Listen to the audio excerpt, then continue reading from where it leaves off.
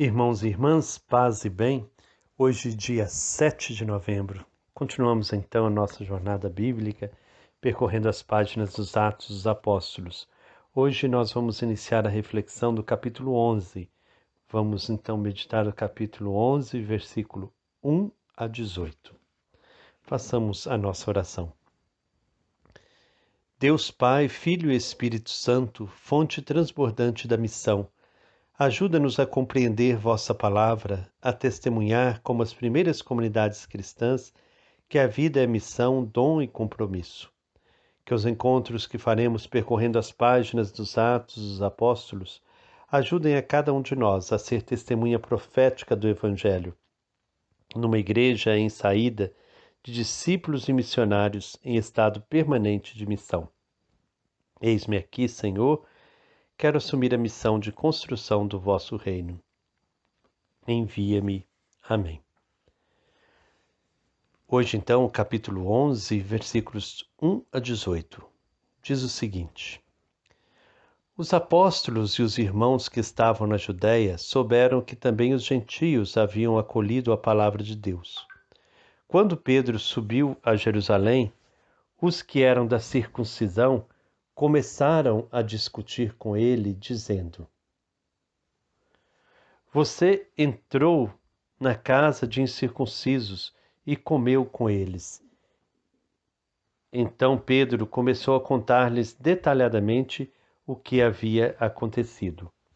Eu estava rezando na cidade de Jope quando entrei em êxtase e tive uma visão. Vi uma coisa parecida com toalha grande que, presa pelos quatro pontas, descia do céu e chegava até mim. Olhei bem, examinei e vi dentro quadrúpedes da terra, animais selvagens e répteis e aves do céu. E ouvi uma voz que me dizia: Levanta-se, Pedro, e mole e coma. Eu respondi: De jeito nenhum, Senhor, porque jamais entrou em minha boca nada de profano e impuro. A voz vinda do céu me falou pela segunda vez: Não considere impuro o que Deus purificou. Isso aconteceu por 3 vezes, e depois tudo foi levantado de volta para o céu. Eis que imediatamente 3 homens se apresentaram na casa onde estávamos, enviados de Cesareia para me procurar. O Espírito me disse para ir com eles sem duvidar. Estes 6 irmãos também foram comigo, e entramos na casa daquele homem. Ele nos contou como tinha visto um anjo apresentar-se em sua casa e dizer: Mande alguém a Jope para buscar Simão, também chamado Pedro. Ele lhe dirá palavras com as quais você e toda a sua casa serão salvos. Logo comecei a falar, o Espírito Santo desceu sobre eles, da mesma forma que sobre nós no princípio. Então me lembrei da palavra que o Senhor havia dito. Na verdade, João batizou com água, mas vocês serão batizados com o Espírito Santo. Portanto, se Deus concedeu a eles o mesmo dom que deu a nós que acreditamos no Senhor Jesus Cristo, quem seria eu para impedir Deus de agir? Ao ouvir isso, eles se acalmaram e glorificaram a Deus, dizendo: Realmente, também aos gentios Deus concedeu a conversão que leva para a vida. Palavra do Senhor, graças a Deus. A conversão de Cornélio e de sua família não foi de modo algum fato tranquilo. Pelo contrário, suscitou problemas nas comunidades já existentes, e principalmente na Igreja-mãe de Jerusalém, núcleo originário da comunidade cristã. Até o momento, os convertidos estavam ligados ao judaísmo e ainda observavam a lei judaica, responsável por preconceitos raciais e escrúpulos religiosos. A conversão dos pagãos colocava uma questão de base. Basta converter-se ao Evangelho e comprometer-se com Jesus Cristo, ou primeiro é necessário converter-se ao judaísmo e observar fielmente as suas práticas? Vemos logo que aqui está em jogo o problema da fé e da sua relação com uma determinada cultura. A fé depende ou independe da cultura e dos costumes de um determinado povo. Se depende, temos uma fé que, junto com uma imposição cultural, vai massacrar as culturas dos povos evangelizados. Se, porém, independe, temos uma fé que vai respeitar e iluminar as culturas dos diferentes povos. É um problema de grande monta que ainda hoje se faz sentir, sempre que se fala de missão. Evangelizar a China, por exemplo, significa impor-lhe também valores culturais ocidentais estranhos à cultura daquele país? Quando Pedro volta para Jerusalém, onde estava a igreja-mãe, encontra alvoroço. A notícia da conversão dos pagãos já se havia espalhado pelas comunidades da Judéia e chegara aos ouvidos dos outros apóstolos na comunidade de Jerusalém.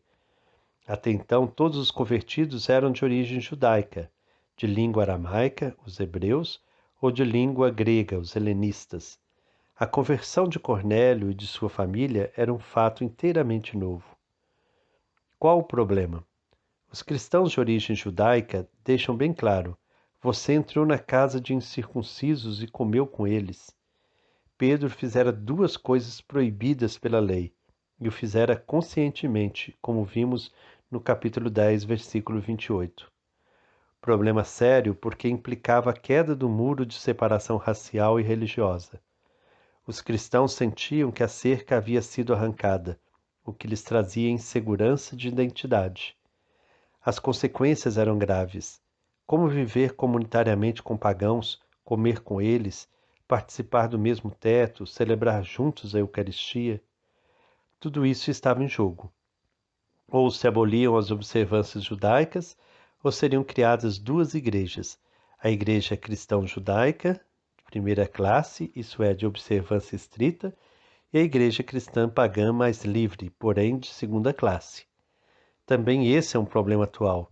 Talvez não com a mesma premência, mas pode existir certo classismo inconsciente, que considera os novos convertidos de um povo diferente como igreja de segunda classe. Pedro não dá explicações, apenas relata os fatos que haviam sucedido. Dessa forma, ele salienta bem que a iniciativa não fora sua nem de Cornélio. A iniciativa tinha sido de Deus o tempo todo. Assim relata sua visão: o encontro com os enviados de Cornélio, a visão de Cornélio, a catequese e o Pentecoste dos pagãos. Parece que o relato de Pedro é simples repetição do que já fora dito no capítulo 10. Contudo, podemos notar aqui alguns pormenores que elucidam todo o acontecido. Assim, ao referir-se à visão de Cornélio, Pedro salienta a finalidade da sua visita. Ele, Pedro, fará uma apresentação dos acontecimentos que vão trazer a salvação para você, Cornélio, e para toda a sua família. Isso frisa a iniciativa de Deus em oferecer a salvação para os pagãos. Pedro era apenas instrumento para essa salvação se realizar. Por outro lado, o versículo 15 salienta que o Espírito Santo desceu sobre eles da mesma forma que desceu sobre nós no princípio. Fato que mostra que os pagãos não se tornam cristãos de segunda classe. Eles recebem o mesmo Espírito. Mais importante ainda é o fato de que, naquele momento, Pedro compreendeu o que Jesus havia dito. João batizou com água, mas vocês serão batizados no Espírito Santo.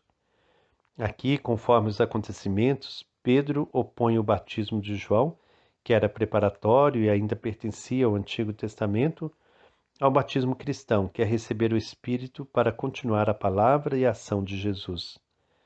Na mente de Pedro, os fatos falam por si. Não é preciso explicar ou justificar. E ele termina com um desafio.